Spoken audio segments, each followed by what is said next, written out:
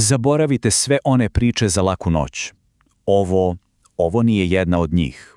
Ovo je onaj dah hladnog vazduha na potiljku usred guste, prastare šume. Danas nećemo da prepričavamo legendu, ne. Danas ćemo da poslušamo jednu ispovest, pravo svedočanstvo iz samog mračnog srca Rumunije, o lepoti koja proždire duše. Ma zaboravite moje ime.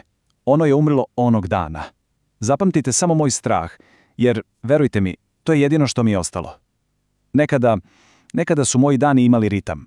Zvona ovaca, ukus svežeg sira. Planina je bila moj dom. A vetar je bio jedina pesma koju sam znao. A onda sam čuo njenu. Sunce nekako krvarilo po vrhovima planine Gutaj. Sećam se da je sve bilo mirno, možda previše mirno, kao da su i ptice zanemele. I tada, baš na ivici proplanka i same sumaglice, pojavila se ona. Nije došla, ona je jednostavno bila tu, kao da je čekala od postanka sveta, baš mene. Kosa joj je bila kao razliveno mastilo u noći, koža, bleda kao kost oprana kišom. Ali oči, te oči su bile zamka. U njima se ogledala svaka neostvarena želja, svako tiho obećanje sreće koje sam ikada poželeo. Bila je lepša od bilo čega što sam uopšte mogao i da sanjam. A onda je zapevala. Znate, ta melodija nije dolazila s polja. Nekako se rodila unutar moje lobanje. Isplela je mrežu oko mojih misli, obećavajući mir, zaborav, sve što umoran čovek želi. Svaki ton je bio kao kuka, koja se zarivala sve dublje i dublje u moju dušu. Igrala je, ali nije to bio ples. Ne, to je bio jezik.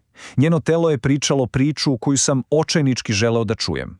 Svaki pokret je bio poziv da odbacim sve. Stado, dom, samog sebe. I ja sam, kao poslednja budala, prihvatio. Moje noge se više nisu pokoravale meni, pripadale su njenoj pesmi, njenom plesu.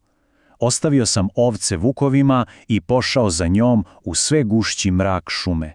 Bio sam spreman da je pratim do kraja sveta. Samo nisam znao da me vodi upravo tamo. I stigli smo na čistinu obasjenu nekom bolesnom mesečinom gde je stajao kameni sto. Nasmejala se, okrenula se da me povede i muzika je umrla. Umesto leđa imala je ništa, otvorenu trulu šupljinu, kao da ju je neki džinovski crv izgrizao iznutra, a njen osmeh pretvorio se u keženje gole lobanje. Ne sećam se kako sam pobegao. Iskreno, sećam se samo sopstvenih krikova koji su parali noć. U selo sam se vratio kao senka, sed, potpuno izbezumljen. Svi su mislili da sam poludeo, ali starci, oni su videli taj pečat užasa na meni. I šapatom su mi rekli njeno prokleto ime. Fata Poduri, devojka iz šume, nije to prikaza, nije duh. Ona je gladna, iskonska sila prirode, čuvar najmračnih delova Maramureša i Transilvanije. Neki kažu da je ćerka same majke šume, drugi da je nešto mnogo starije. Ona je jednostavno lepota koja ubija. Njena sama suština je laž. Spreda nudi raj, a od pozadi vas vuče pravo u pakao. Lice joj je mamac, a njene ruke sa oštrim kandžama su udica. Ona je savršeni predator, a njena lovina smo mi. Starci su me upozorili, ali kasno. Rekli su mi, nikada ne veruj usamljenoj životinji u sumrak. Nikada ne veruj devojci koju poznaješ, ako je sretneš preduboko u šumi. Ona nosi lica koja volimo, koristi naše najveće slabosti da nas odvuče na svoj kameni oltar. Ona nas lovi, pastire, drvoseče, sve usamljene duše koje zadiru u njeno carstvo. I ne ubija odmah. O ne, pleše sa njima dok ne iscidi i poslednju kap života. Na kraju ostavlja samo prazne ljušture koje umiru od ludila ili potpune iscrpljenosti. Njen bes pogađa i našu stoku, donoseći bolest koju zovemo zaruit. Ona je osveta šume. Zato vam ovo i pričam, ne iz zabave. Ovo je vapaj, iz očaja.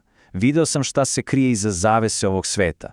Moja duša je ostala zarobljena tamo, na onoj čistini, ali Vaša još uvijek ima šansu. Zato me poslušajte. Molim vas.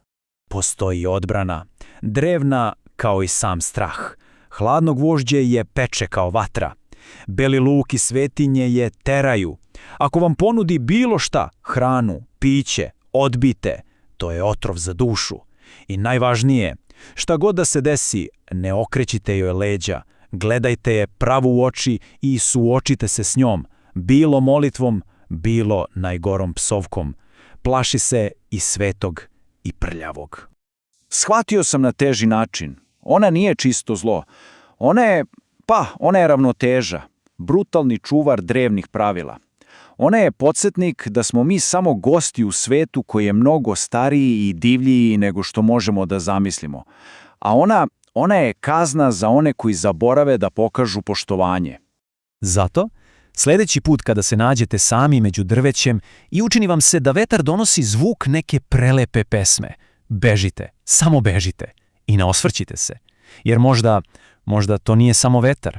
Možda vas je Fata Paduri izabrala za svog sljedećeg partnera u plesu koji se uvek završava vriskom.